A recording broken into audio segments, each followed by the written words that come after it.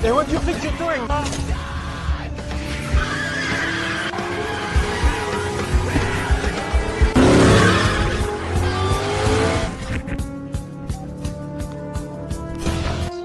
you're trying to sell something because I'm not interested, but... Get a cell phone, honey. Please, come on. Come on, come on. Hey. Don't know where he is. White man is cool! Now look, Chevy came here because he asked something he would like to discuss. Question or some point that you were trying to make? Where's Perot? What you up to? Don't try to fucking clarify. You see how that works, D? You're operating under false pretense, right? Because Ricky Verone and myself did not... Jesus. It's easy.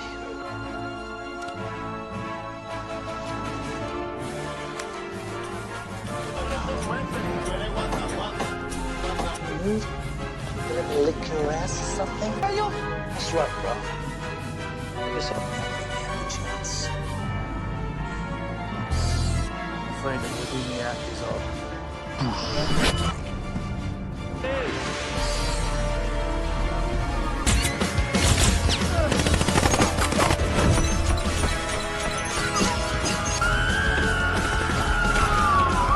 Around the downtown boutique hotel Lint for the last stand.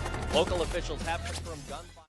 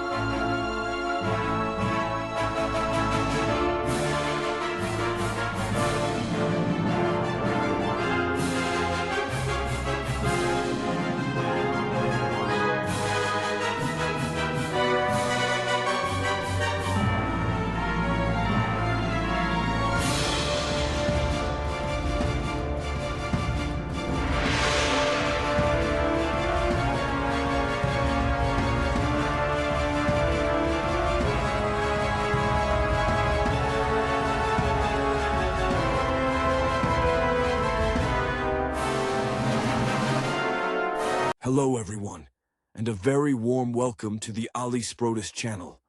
Please consider hitting that subscribe button and leaving a like on the video. Today, we are going to be discussing the movie Crank from 2006. The narrative plunges us headlong into the life of Chev Chelios, a professional hitman whose existence seems perpetually teetering on the edge of disaster, much like the high-octane, often chaotic action films that inspired his career choices.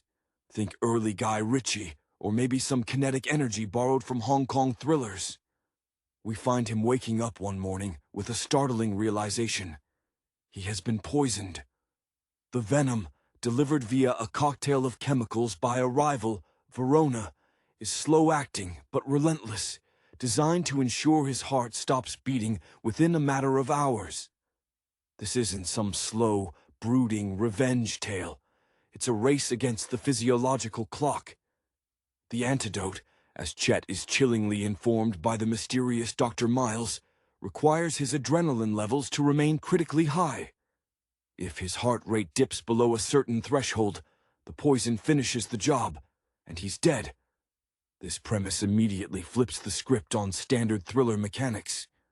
Survival now demands hyperactivity, a constant state of fight or flight, mirroring the manic energy often seen in the independent action cinema that Chet seems to inhabit.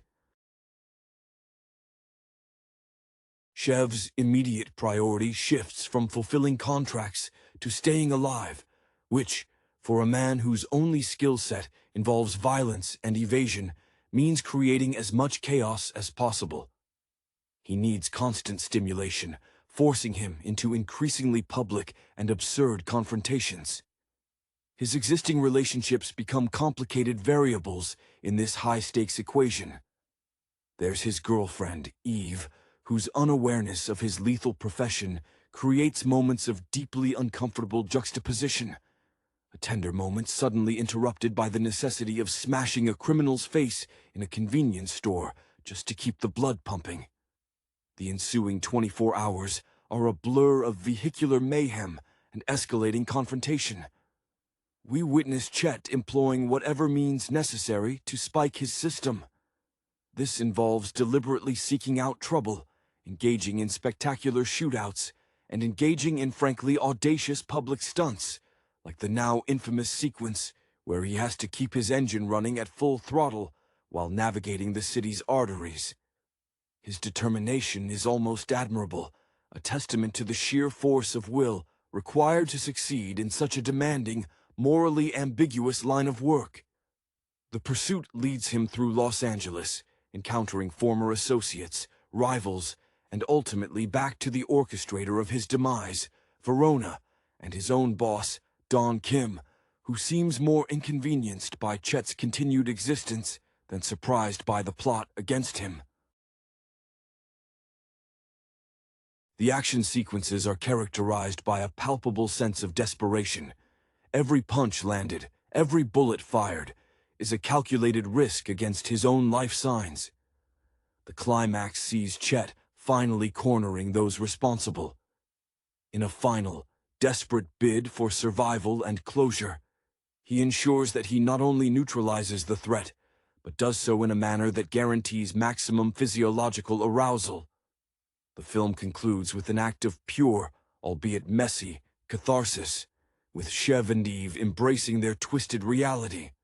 A survival that feels less like a victory and more like an exhausting, temporary truce with mortality.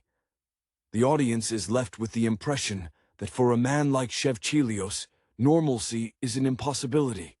Constant, high-stakes engagement is the only viable form of existence.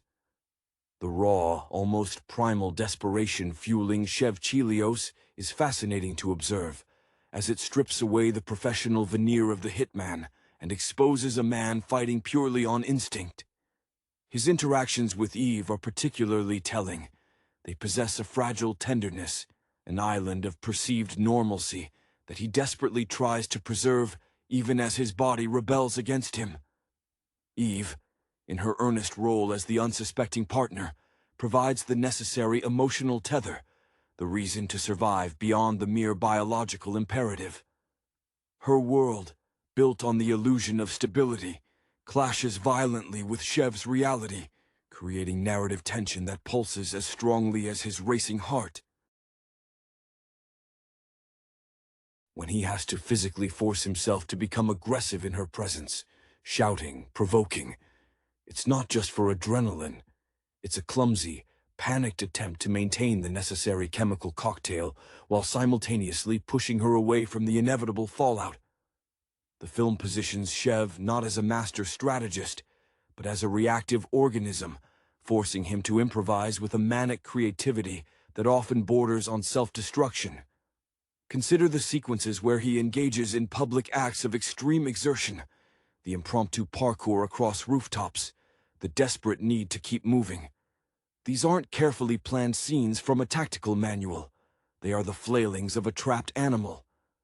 This reflects a certain ethos of filmmaking itself, favoring visceral immediacy over polished choreography, much like the raw energy captured in early 2000s street-level action flicks.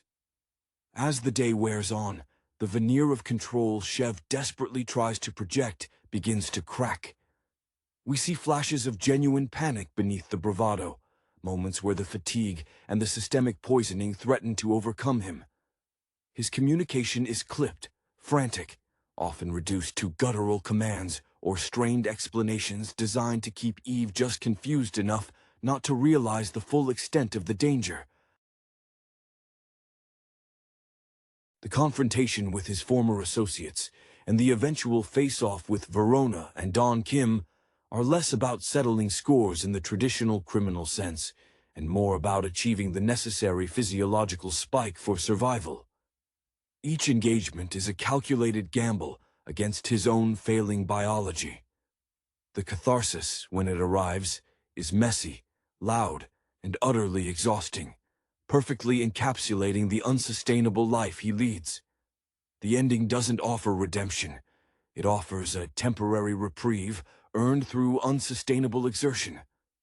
Chev survives, not by overcoming the poison through an antidote, but by making his life so intensely loud and chaotic that the poison cannot keep up.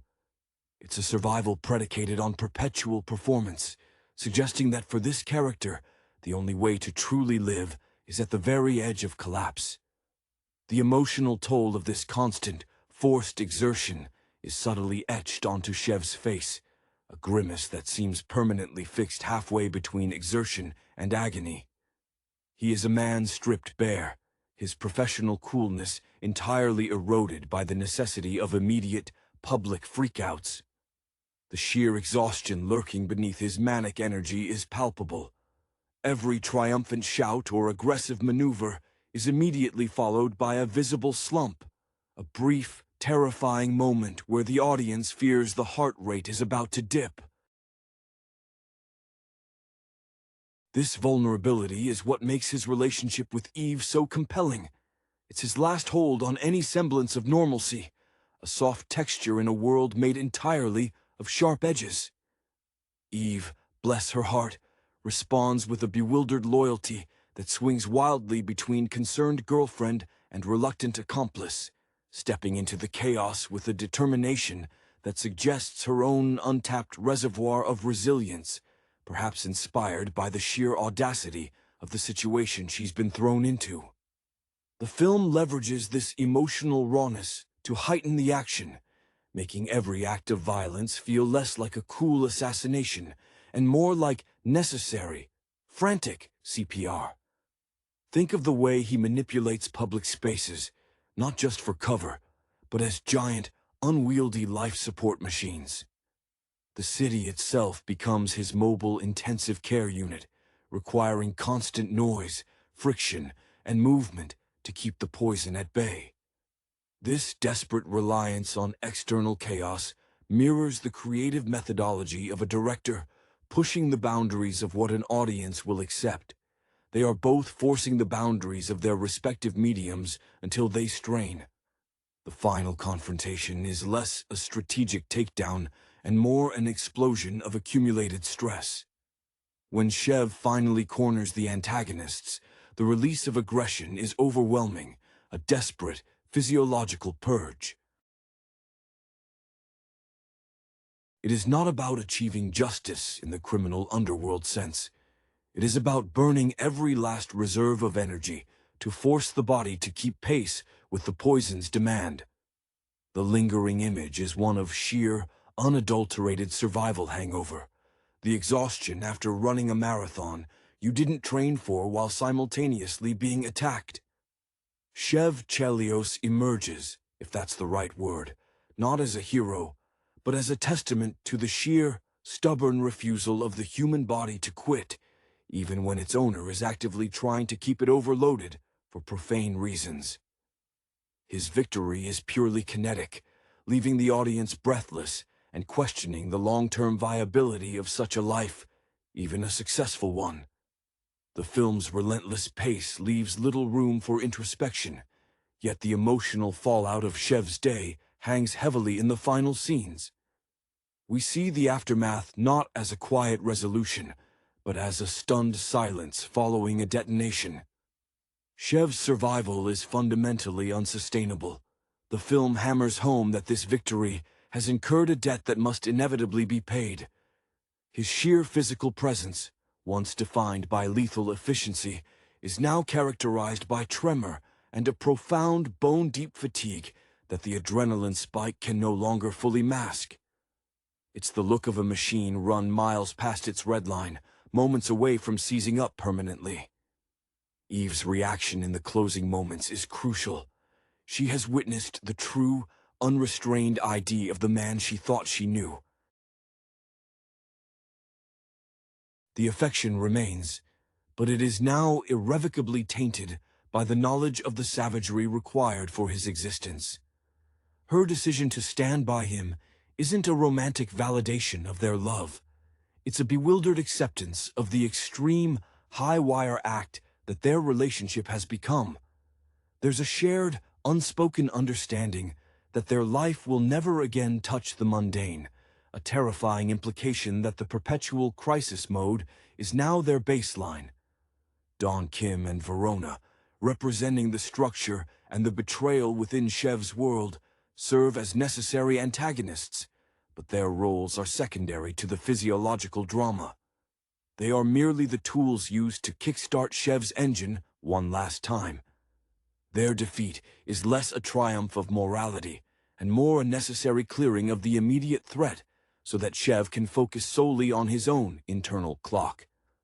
The violence enacted is visceral, reflecting the raw, unpolished nature of independent action filmmaking, where practical impact overrides slick staging. This film champions the idea that sometimes the only way to beat a bad system is to overload it until it breaks, a philosophy Chev embodies perfectly until the very last frame.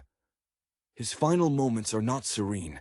They are an exhausted gasp, hinting that the next time the poison comes, or the adrenaline dips, the performance will finally, fatally end. The aftermath of the day's extreme exertion leaves Chev and Eve in a precarious, almost surreal bubble.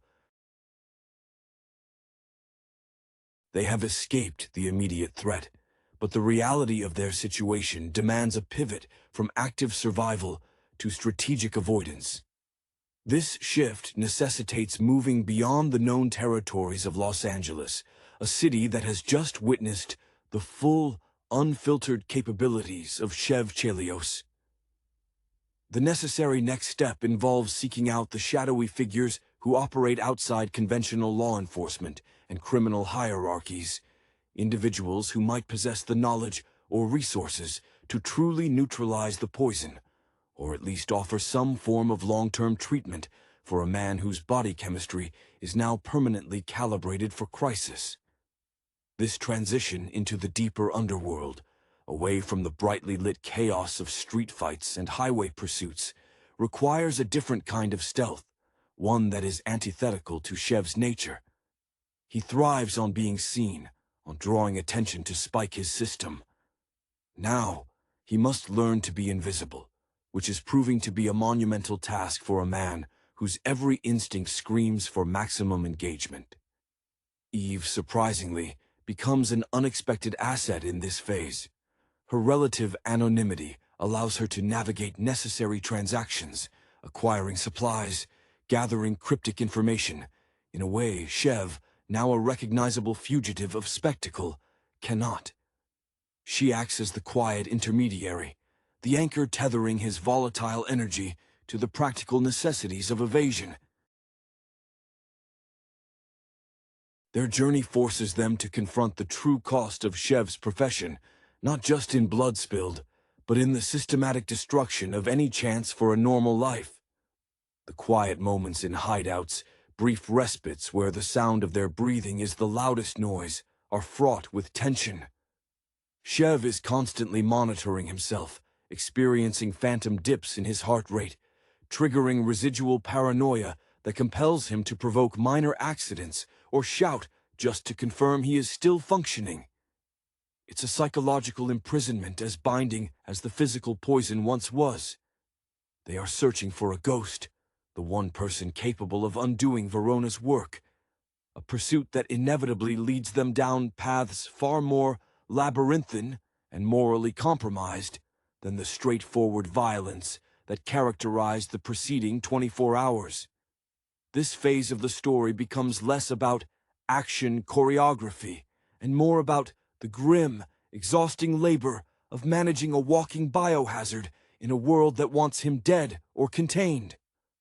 The search for a genuine cure or reliable suppressor evolves into a chilling testament to Shev's ingrained paranoia and the pervasive reach of his former life. The shadowy figures they encounter are rarely helpful. They are usually opportunists, looking to exploit his desperate situation, either by demanding exorbitant favors or attempting to finish the job Verona started.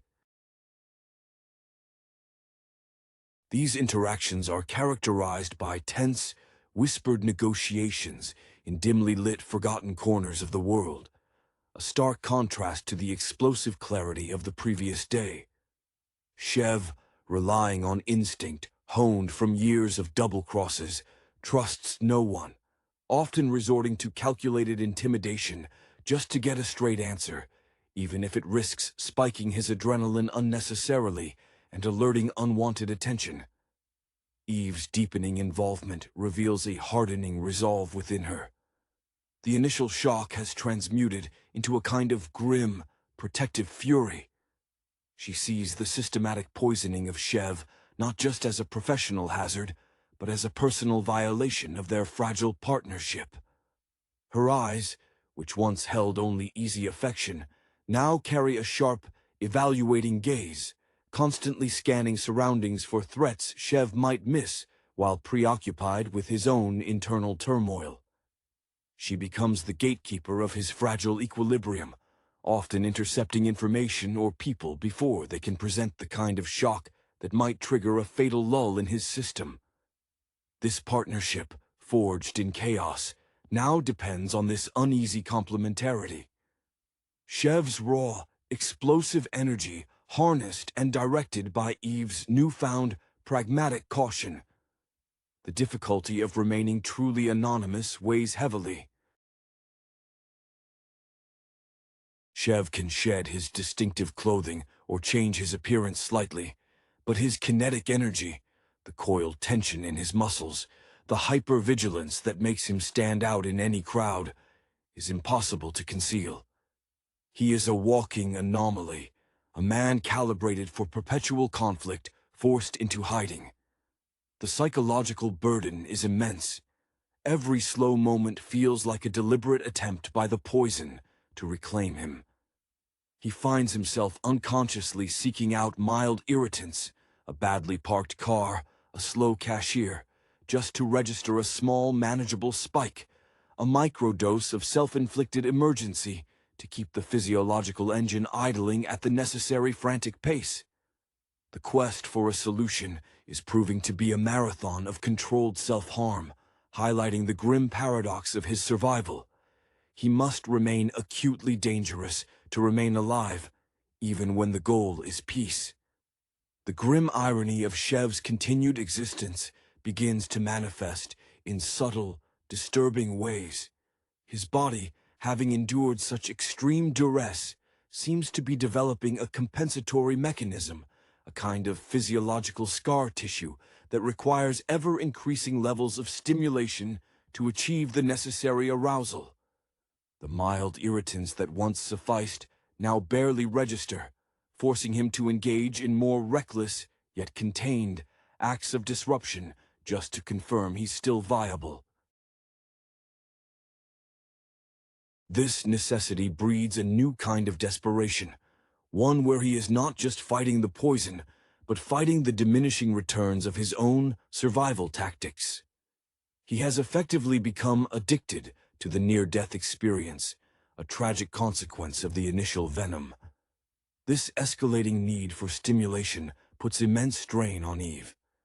She is constantly walking a tightrope, trying to gauge how much provocation Shev can handle before he overloads his system in a moment of genuine panic, or, conversely, how little danger will allow the poison to settle in. Her love for him morphs into a specialized form of crisis management. She starts to analyze situations with the detached precision of a bomb disposal expert, calculating the risk versus reward of every interaction. There are moments of profound sadness when she sees flashes of the man she fell for, a brief, unguarded glance, immediately smothered by the necessity of returning to their high-stakes masquerade. Their search eventually leads them into the orbit of figures from Shev's past who operated strictly in the realm of experimental pharmacology and black market bioenhancement, areas far more dangerous and opaque than simple contract killing. These encounters are less about physical threats and more about intellectual sparring, with Shev having to use his street smarts and intimidating presence to prevent these pseudoscientists from turning him into a lab specimen. The narrative shifts from visceral, kinetic action to suffocating paranoia, where the greatest danger lies not in a bullet, but in an untested serum or a poorly drawn map leading to a dead end.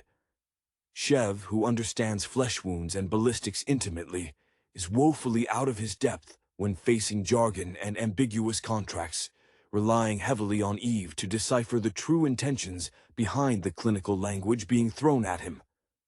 The only constant is the underlying terror that one wrong decision, one moment of lapsed focus, will result in the agonizing silence of death. The labyrinthine nature of their search finally yields a possible solution, not in the form of a perfect antidote, but a highly unstable, experimental compound rumored to stabilize the heart's electrical activity under extreme duress, a chemical band-aid that promises only temporary reprieve but allows for strategic maneuvering. The source of this compound is highly protected, nestled deep within a secluded, high-security facility maintained by a shadowy collective known only as the Alchemists, a group whose entire ethos seems to revolve around monetizing human frailty. Getting to this location requires a calculated risk that forces Shev to momentarily step back into the spotlight, the very thing he has been trying to avoid. To facilitate this infiltration, Shev reluctantly agrees to a deal brokered through a mutual, untrustworthy contact, a short-term, high-profile job that will generate the necessary distraction, and perhaps, more importantly, the extreme adrenaline surge required to sustain him during the infiltration phase. This temporary return to contract work is agonizing for Shev. He must perform the cold, precise actions of his former life, while knowing every beat of his heart is now serving a double purpose, killing a target and keeping himself alive. The performance is brittle, overlaid with a tension that permeates his every move. He executes the hit with brutal efficiency, but there is no satisfaction, only the grim awareness that he is selling pieces of his soul for more borrowed time. Eve watches this relapse with a mixture of horror and resigned acceptance. She sees the darkness, the intrinsic capacity for casual violence that the poison had momentarily masked by forcing him into a purely defensive posture. When he returns from the job, the adrenaline spike is massive, but it's followed by a deeper crash than before, the system protesting the repeated abuse. In these moments of vulnerability, their connection deepens, stripped of the action movie artifice. They are just two people trapped by circumstance, clinging to each other amidst the wreckage of a life lived on the razor's edge. The true character of their bond emerges here. It's not about shared goals, but shared survival instinct, a mutual refusal to let the other succumb to the void, even if that void is the only thing Shev truly understands. The prospect of the experimental compound represents not just physical salvation, but a potential pathway toward a life where constant, manic exertion isn't the prerequisite for breathing. The infiltration of the Alchemist's compound proves to be a masterclass in controlled environmental destruction, a scenario perfectly suited to Shev's unique affliction. He doesn't need stealth, he needs kinetic leverage. The compound, designed to keep its secrets locked down by technology and armed guards, becomes his personalized adrenaline farm. Every alarm triggered, every security laser breached, every loud confrontation with a well-armed technician serves the dual purpose of dismantling the organization's defenses and pumping life-giving chemicals into Shev's system. He moves through the sterile, high-tech corridors less like a thief and more like a poorly contained natural disaster, his movements less calculated and more purely reactive to the stimuli around him. Eve, positioned strategically outside the main perimeter, acts as his eyes and ears for the external world, relaying information that keeps Shev from getting trapped in a zone too quiet for too long. Their communication is sparse, reduced to coded signals and urgent confirmations, a testament to how rapidly they've adapted to operating under constant life-or-death pressure.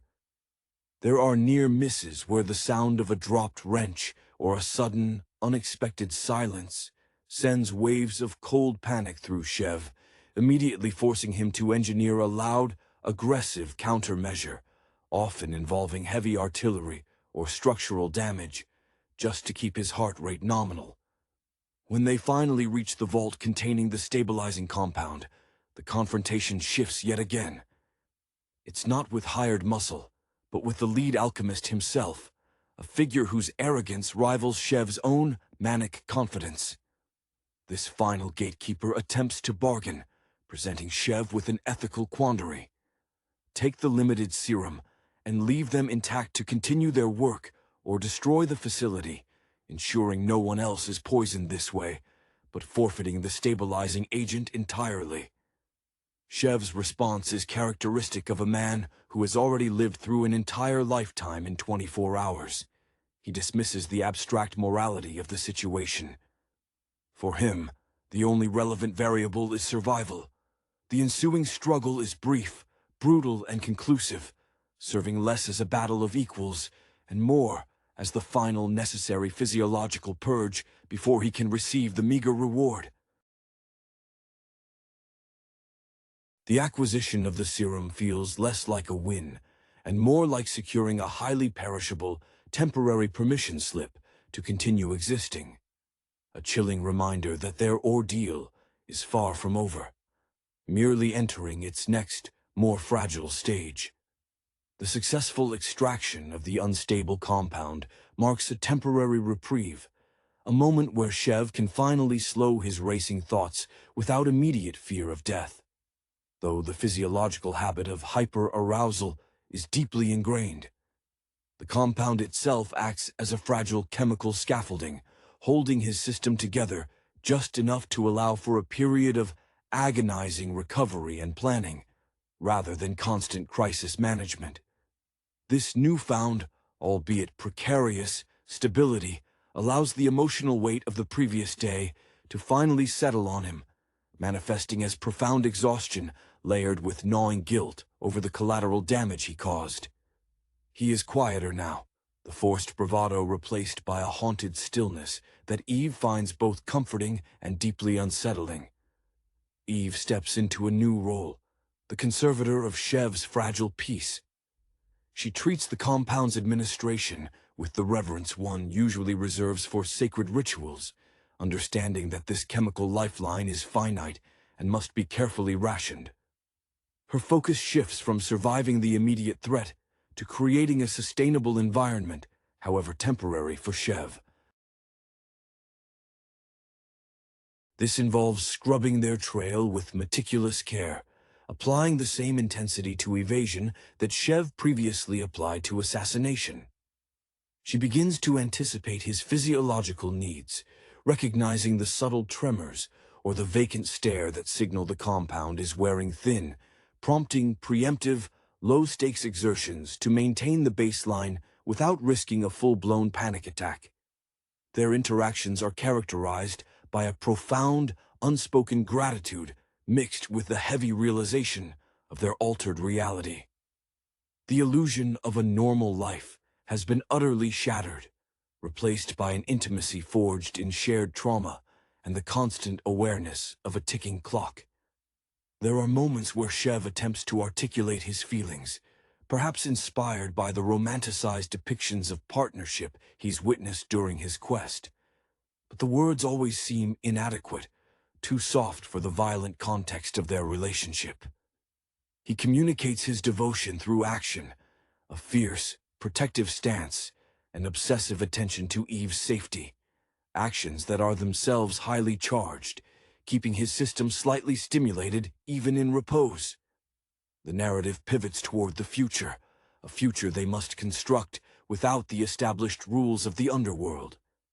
The alchemists' network, though scattered, still poses a threat, as remnants of their organization will undoubtedly seek retribution or attempt to reclaim the stolen formula.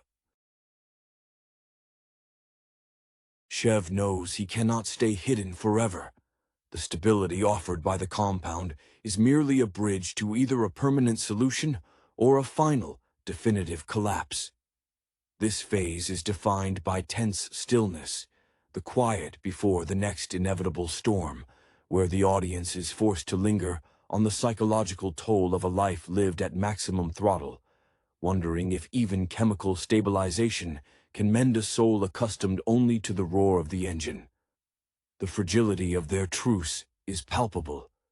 Every shared silence in their temporary sanctuary is heavy with the unspoken knowledge that their respite is artificial, financed by a stolen chemical whisper. Shev finds himself increasingly irritable, the suppressed need for high stimulation beginning to manifest as sharp, almost involuntary bursts of aggression even toward Eve. He might slam a door over a misplaced object, not out of genuine anger, but because the sudden shock registers as a small, safe elevation in his vitals. This self-imposed chemical dependency creates a disturbing feedback loop. The cure demands the symptoms it was meant to eliminate. He is becoming an addict to danger itself, unable to fully embrace the quiet that Eve so desperately tries to curate around him. Eve, meanwhile, starts exhibiting signs of secondary trauma, mirroring Shev's hypervigilance, but filtering it through an obsessive need for control. She organizes their hiding spots with near-military precision, cataloging every exit, every supply, driven by the certainty that their pursuers are already closing in. Her concern for Shev sometimes borders on possessiveness, stemming from the terror of losing him not to a rival's bullet, but to the simple failure of a drug regimen. She is the practical executor of their survival, while Shev remains the volatile power source, increasingly reliant on her calm, calculated management to keep him tethered to reality. Their interactions become fraught with subtle tests. Shev will intentionally place himself in mildly uncomfortable situations, standing too close to traffic or refusing to eat unless Eve provokes a minor argument first, not to hurt her, but to gauge his own reaction, to ensure his system hasn't grown complacent. These moments are heartbreakingly intimate, a perverse form of checkup where affection is demonstrated through controlled abrasion. The romanticized vision of the action hero is long gone. What remains is a complex codependency built on adrenaline withdrawal symptoms and shared secrets. They are two survivors stranded on a small island of stolen time, constantly aware that the tide of chaos is about to rise again. And this time, the stabilization formula might not be enough to keep the water out. The true enemy is no longer Verona, but the biological equilibrium they must constantly violate to remain functional. The growing instability of Shev's system, even under the influence of the stolen compound, forces a necessary, desperate confrontation with the past. The temporary fix has bought them time, but time spent waiting for the next chemical downturn is agony. Shev realizes that true survival lies not just in managing the symptoms, but in eradicating the source of the poison, or at least neutralizing the network that created it. The alchemists, while temporarily silenced, represent a larger, more insidious threat than any individual crime boss. They are the architects of weaponized biology, and their existence renders Chev permanently vulnerable. This realization sparks a dark clarity in Chev. He understands that he cannot outrun a formula. He must destroy the formula's infrastructure.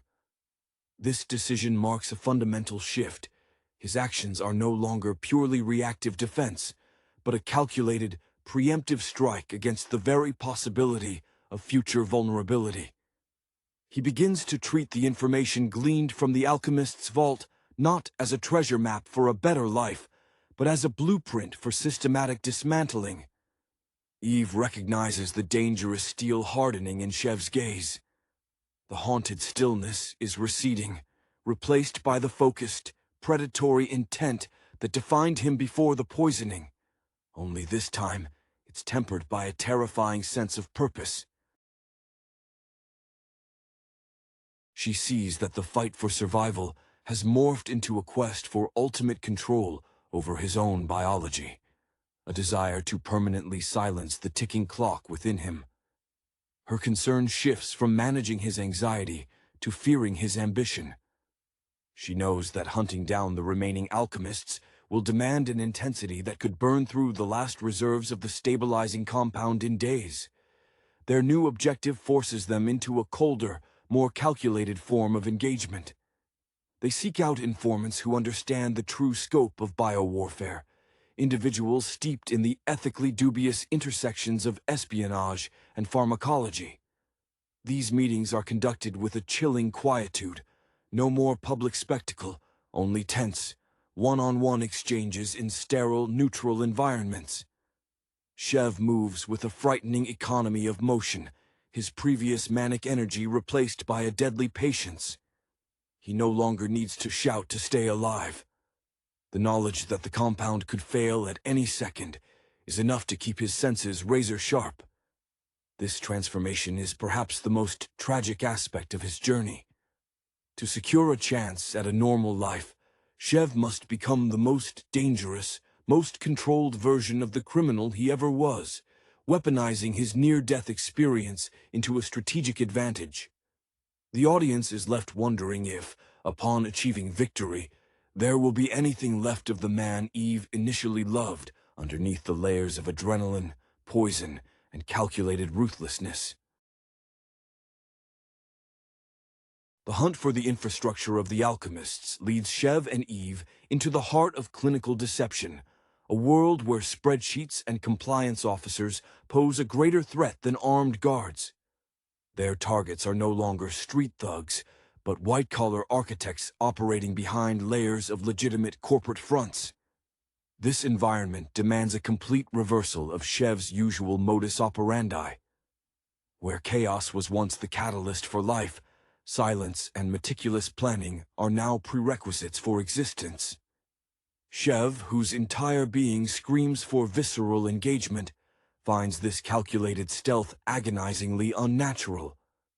He moves through these sanitized corporate landscapes, gleaming lobbies, soundproof executive offices, like a caged animal, his every muscle twitch threatening to betray the volatile chemistry simmering beneath his skin. Eve becomes indispensable here, not just as a shield against suspicion, but as his translator into the language of white-collar espionage. She navigates the encrypted databases and financial labyrinths, her initial bewildered loyalty now refined into a sharp, almost ruthless competency. She understands the flow of data in a way Chev never could. Where he sees a locked door, she sees a compromised firewall. In these quiet, tense stakeouts, their intimacy deepens through shared focus on minutiae. A shared glance across a monitoring screen, a subtle nod acknowledging a successful data breach. These are their new battle cries, intimate affirmations that they are still functioning as a unit against an intangible enemy. The strain of maintaining this facade is beginning to show in Chev's physical presentation. The compound still holds, but the suppression is clearly imperfect. He develops a subtle, persistent tremor in his left hand, a physical manifestation of the internal war being fought. He often resorts to gripping Eve's wrist tightly during reconnaissance missions, not for comfort, but as a crude, tactile way to force that hand into stillness, to check if the tremor is escalating. This need for physical anchor in the face of purely intellectual threat underscores his fundamental disconnect from this new battlefield. He is a master of kinetic warfare, forced to fight a war of attrition, fought with passwords and paper trails. The underlying terror is that destroying this network will require a grand gesture, an explosive release that will invariably burn through their finite supply of the stabilizing agent, returning him instantly to the edge of oblivion. They are dancing on the head of a pin, hoping to detonate the infrastructure without detonating Shev himself in the process. The inevitable escalation arrives not with a bang, but with a chilling, calculated risk engineered by Shev himself. Realizing that the slow bleed of data acquisition will exhaust their compound supply before they can map the entire network, Shev decides they must provoke a high-level reaction. He targets a key executive, a seemingly untouchable financial liaison for the alchemists, not to kill him, but to engineer a public, high-consequence confrontation designed to force the executive to betray the location of the central laboratory, the true heart of the operation where the master formula resides. This required performance is agonizing for Shev. It is a return to the spectacle, but without the necessary life-sustaining venom in his system. He has to act lethal, which drains his already constrained energy reserves. The scene is staged in a crowded, upscale venue, a stark contrast to the grimy hideouts, where Shev, dressed impeccably but radiating coiled menace, corners the executive. His voice is low, controlled, yet laced with an almost mechanical threat that unnerves the executive far more than a wild outburst would. Eve, operating nearby, orchestrates the necessary technological distractions, a sudden blackout, a compromised communications line, to isolate the target just long enough for Shev's psychological pressure to break him. When the executive finally cracks, revealing the location of the main research hub, a heavily fortified, subterranean facility, the relief is immediately eclipsed by the sheer magnitude of the remaining task. Shev feels the compound thin dangerously under the strain of this calculated deception. The tremors in his hand become violent spasms, and he has to lean heavily on Eve as they flee the venue. In that desperate moment of departure, Eve doesn't just support him. She seamlessly takes over the wheel, the driver, the protector, her face a mask of focused severity that Shev recognizes as pure, distilled necessity. Their ensuing journey to the final location is fraught with the intimacy of shared desperation. They conserve the remaining compound with religious fervor, implementing near-zero activity protocols during transit. Shev spends hours in near catatonia, his awareness flickering, relying entirely on Eve to monitor his vitals via crude biosensors she jury-rigged. In these deep dips, his mind drifts into fractured memories, moments of genuine, pre-poison life flashing before him, moments he barely recognizes as his own. Eve whispers reassurances, not about a future, but about the next hour, the next breath, grounding him with mundane facts about their surroundings, proving that even in the face of annihilation, she remains the one constant in his reality. They are no longer lovers seeking a life. They are two parts of a single, failing machine, desperately trying to reach the off switch before the whole system overloads. The final approach to the subterranean facility is shrouded in the oppressive silence of a manufactured industrial park, an area designed for surveillance and isolation. The dwindling supply of the stabilizing compound has forced Shev into a state of near hibernation. He moves with agonizing slowness, his energy reserves so depleted that every intentional movement feels like tearing muscle fibers. His skin is cold, clammy. The poison, sensing the withdrawal of the chemical restraint, is beginning its subtle reclamation. He is fueled now not by adrenaline, but by the grim spiritual residue of his promise to Eve and the horrifying clarity of what awaits him inside, the source of his suffering, and perhaps the key to his annihilation. Eve carries the bulk of the operational burden. She is the strategist, the scout, and the reluctant field medic. She manages the final doses of the compound, administering micro-injections based on minute changes in Shev's pulse strength and skin conductivity. Her expression is perpetually strained. The lines around her eyes are etched deep from sleepless nights spent monitoring readouts that fluctuate between stable and fatal. She views the facility entrance with a profound, chilling resentment. It is the ultimate symbol of the calculated cruelty that has hijacked her partner's existence. She is no longer simply trying to save Shev. She is trying to defeat the concept of his poisoning. The breach of the outer perimeter requires Eve to employ the sophisticated electronic countermeasures she gleaned from the alchemist's data cache.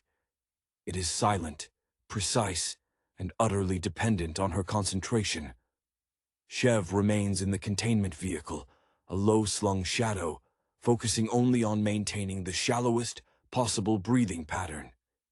He is fighting the urge to panic, the instinctual scream to move, to create the noise that once kept him alive. He focuses instead on the faint, rhythmic pulse of the external monitor Eve placed on his chest, a mechanical heartbeat substituting for his own failing one. When Eve finally signals the all-clear, Shev emerges, moving with a mechanical stiffness, relying heavily on a heavy-duty toolkit she provided. Tools meant for demolition, now used for delicate bypassing of internal biological security systems. Inside the facility, the air is cold and sterile, smelling of ozone and formaldehyde. It is a nightmare designed by order. Shev finds the central lab, a vast chamber filled with complex bioreactors and vats of glowing, suspicious fluids. There is no final guard, no last-stand confrontation with a henchman. Instead, he finds the master formula, not a vial, but a complex networked server bank holding the protocols for Verona's poison, the entire digital blueprint. The final choice is agonizingly clear. Destroy the servers, erasing the knowledge forever, and ensuring no one else suffers this fate, but instantly crashing his own chemically subsidized system. Or attempt to interface and extract a permanent, stable counter-agent, a process that would take hours and guarantee the exhaustion of the last drops of their stolen medicine. Shev looks at the glowing blue light of the servers, then back toward the access corridor, where Eve waits, his only anchor. For the first time, his survival is secondary to the eradication of the threat. He raises the demolition charge, his hand miraculously steady, preparing to end the reign of the poison, even if it means his own immediate, silent collapse in the sterile cold heart of the machine. The kinetic energy pulsating through Crank is less a directorial choice and more a sustained physiological necessity, mirroring the desperate existence of its protagonist, Shev Chelios. This 2006 offering from Neveldine and Taylor is not merely an action film. It is a high-octane treatise on adrenaline dependency and the brutal simplicity of survival stripped bare of all moral nuance. Jason Statham's performance anchors the entire enterprise, transforming what could easily be a caricature of machismo into a genuinely frantic, yet focused pursuit of vengeance. Statham, already established through his Guy Ritchie collaborations as an actor capable of conveying coiled menace beneath a veneer of working-class grit, here trades in quiet menace for explosive necessity. His background often playing characters who operate outside established legal structures, from fences to professional movers of illicit goods, prepares him perfectly for a character whose entire framework of existence is shattered by a poison that requires constant stimulation. The film demands an actor who can sustain a breakneck pace, and Statham delivers, navigating the visual chaos with a surprisingly grounded commitment to the absurdity.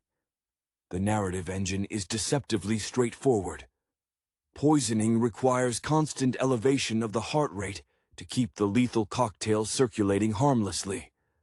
This central conceit immediately forces the filmmaking style to mimic the protagonist's condition.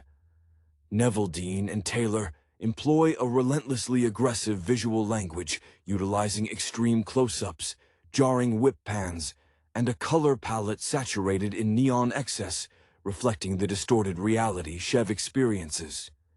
It is cinema as a sustained panic attack, a deliberate refusal of any moment for reflection or exposition that would slow the momentum. The film draws heavily from the visual maximalism that defined early 2000s action, but it synthesizes this with a distinctly hyperactive, almost video game-like logic. The sequence involving the public sex act, while designed purely for shock value and the necessary adrenaline spike, serves as a perfect, if crude, illustration of the film's ethos. Necessity trumps decorum entirely. Every interaction, every obstacle, must be overcome through immediate, maximal physical exertion. Amy Smart's role as Eve, Chev's unsuspecting girlfriend, acts as the necessary emotional tether, however frayed. Her gradual realization of the grotesque reality enveloping her boyfriend provides the few moments where the audience is allowed to breathe, only to realize that Eve herself must adapt to this new, violent reality if she is to remain a participant in Chev's life. Her transformation from background girlfriend to active accomplice in reckless endangerment underscores the film's intoxicating embrace of chaos. What sets Crank apart from contemporary action flicks is its unapologetic commitment to its own premise. There is no attempt to rationalize Chev's actions beyond the biological imperative. The inspiration seems less drawn from classic action cinema and more from the sheer velocity of early internet culture and the emerging visual language of extreme sports documentation, where authenticity is judged by how close the camera can get to the imminent disaster. The editing rarely allows the viewer to settle, mirroring Chev's inability to ever stop moving, to ever let his heart rate drop. It is a film about maintaining a state of perpetual becoming, a relentless pursuit of the next extreme stimulus to stave off oblivion. The resulting experience is exhausting, exhilarating, and entirely singular in its commitment to pure, unadulterated speed. The sheer audacity of Crank's premise demands a suspension of disbelief that few films manage to earn, yet Neveldine and Taylor achieve this through relentless conviction. They treat the absurd with the utmost seriousness, never allowing a moment of self-awareness to puncture the tension. This commitment is what elevates Statham's performance beyond mere physicality. He imbues Chev with a desperate, almost primal intelligence. Despite the constant chemical interference, we see flashes of the meticulous planning of a career criminal adapting to an impossible constraint. He is not just reacting, he is calculating the fastest route to the next shock, whether it's robbing a drug dealer for a shot of pure cocaine or orchestrating a public spectacle. The film's aesthetic vocabulary is inseparable from Chev's deteriorating physiological state. The camera work, often handheld and deliberately shaky, simulates the blurred vision and hyper-awareness of someone running on emergency reserves. It speaks to the influence of documentaries capturing extreme activities, think early 2000s X Games footage, where the thrill is in the imminent possibility of catastrophic failure. The editing, a masterclass in rhythmic fragmentation, is essentially a visual metronome counting down to 0. Every cut serves to raise the BPM, reinforcing the idea that stillness is death. The antagonists, largely peripheral figures, serving as necessary roadblocks or sources of extreme stimulus, are purposefully underdeveloped. They function as environmental hazards rather than complex characters, which aligns perfectly with Chev's tunnel vision. His focus is so narrow, keep the engine running, that the nuances of morality or complex villain motivation become irrelevant noise. This streamlined approach is vital. Any detour into traditional plot mechanics would invite a fatal lull. The relationship with Eve, while providing the film's emotional scaffolding, is framed within this manic context. Her initial confusion quickly curdles into a proactive acceptance of the chaos. She isn't a damsel in distress waiting for rescue. She becomes an accessory, forced by love and circumstance into a level of reckless participation that mirrors Chev's own forced lifestyle change. When she eventually takes the wheel and drives like a madwoman, it's not just plot progression. It's a thematic acknowledgement that to love Chev Chelios means embracing his unsustainable existence. Ultimately, Crank functions as a distilled expression of contemporary anxiety channeled through hyper-masculine action tropes. It's a critique of pace, or perhaps an enthusiastic celebration of it, positing that in a world oversaturated with stimulation, the only way to truly feel alive is to push the system past its breaking point.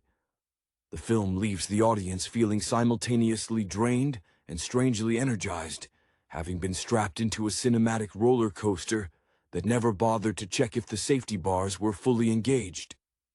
The commitment to this singular, relentless pace manifests in the film's surprisingly inventive staging of action sequences. Unlike traditional action choreography, which often relies on clear spatial awareness for the audience to track the fight, Crank frequently sacrifices spatial coherence for visceral impact. We are thrown into the middle of the fray alongside Chev, experiencing the disorientation firsthand.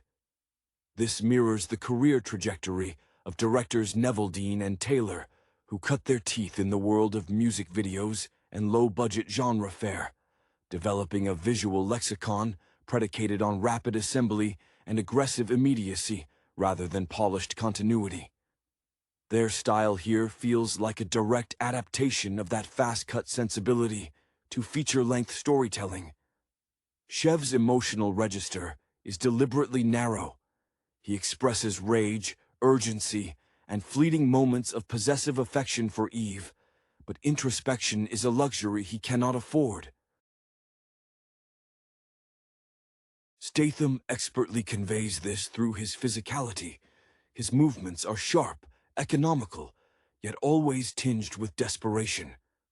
There is a raw vulnerability beneath the bravado, the fear of cessation. He is a predator, stripped of his natural environment, forced to hunt for the very thing that keeps his biological systems functioning. This turns mundane activities, buying a hot dog, making a phone call, into high-stakes tactical maneuvers, lending a darkly comedic absurdity to the proceedings that prevents the non-stop violence from becoming entirely nihilistic. The film's enduring appeal rests on its understanding of spectacle as necessity. It rejects the complex plotting of Bourne or the grounded realism favored by contemporary thrillers. Instead, it embraces the B-movie lineage, elevating its ludicrous premise through sheer technical virtuosity and the unwavering belief in its own internal logic. When Chev must race across Los Angeles, the city itself transforms into a series of obstacles designed explicitly to trigger his necessary dopamine and adrenaline surges. The crowded freeways, the public spaces, the very air of the city becomes a necessary, consumable resource for his survival. Furthermore, the few supporting characters who cross Chev's path, the specialized doctor who explains the poison, the various street-level dealers and thugs, are archetypal placeholders. They exist only as levers to pull Chev further into the chaos or as immediate sources for the chemical fix. This narrative efficiency underscores the central theme. When survival is reduced to a simple physiological imperative, the complexities of human interaction melt away. Crank is a stark, hyper-stylized exploration of baseline existence, a film that posits that perhaps the most terrifying state is not death, but the slow, agonizing cessation of all sensory input and action. It is a pure, unadulterated cinematic shot of pure adrenaline, designed to jolt the viewer awake and keep them that way until the credits roll. The film's deliberate lack of conventional character development for its supporting cast serves a crucial narrative function, reinforcing Chev's isolation within his own chemical crisis. Everyone else operates in normal time, moving at a speed that is agonizingly slow from Chev's perspective. This contrast is vital. The world is lethargic, while he is frantically accelerated. The brief encounters, such as with the specialized physician who lays out the grim diagnosis, are delivered with the clipped precision of vital information exchange, devoid of preamble or emotional consequence. These figures are props in Chev's singular, desperate drama. Jason Statham leans into the physicality of a man fighting his own biology with an almost pantomimic intensity. His body language shifts dramatically throughout. There are moments of near collapse, where his movements become sluggish and desperate, followed by explosive bursts of manic energy, fueled by whatever momentary stimulus he has acquired. This oscillation provides the film's internal rhythm, a visual representation of the poison's ebb and flow. His eyes, often wide and intensely focused, convey the constant hypervigilance of prey that must also act as predator.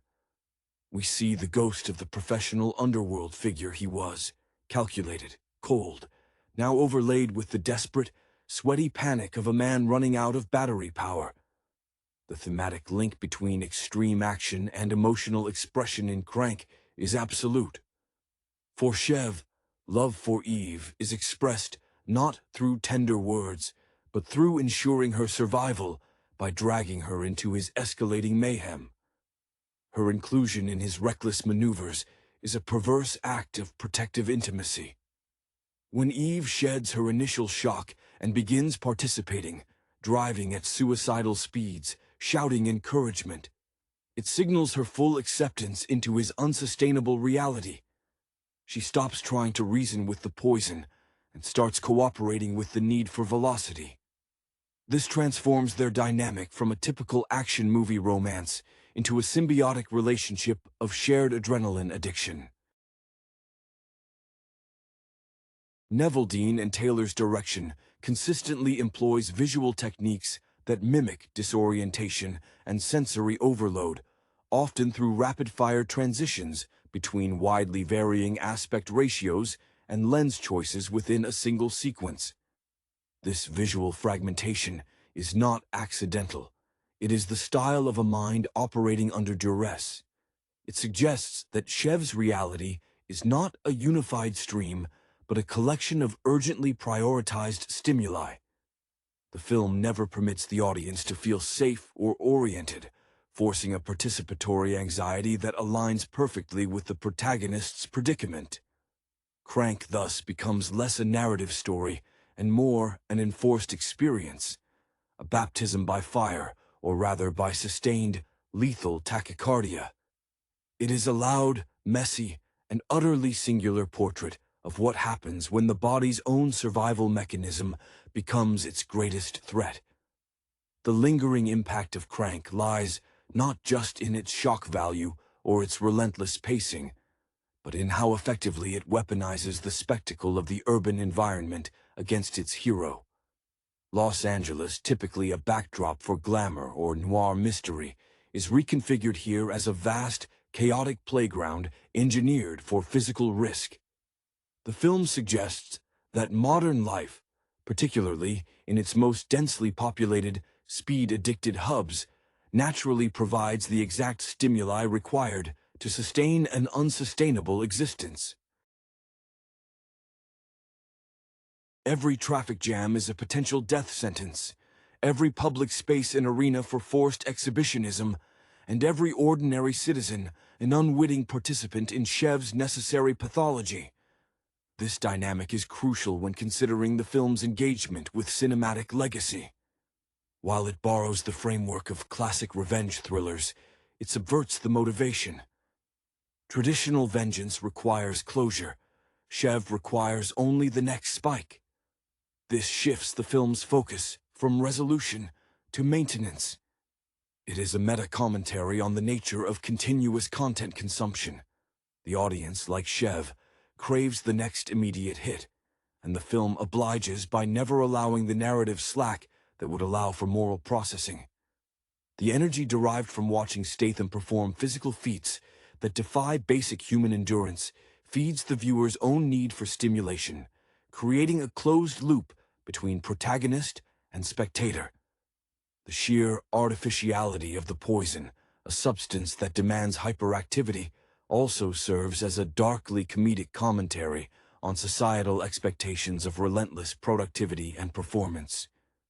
Shev is merely an extreme manifestation of the pressure to always be on, always achieving, always moving forward, irrespective of cost.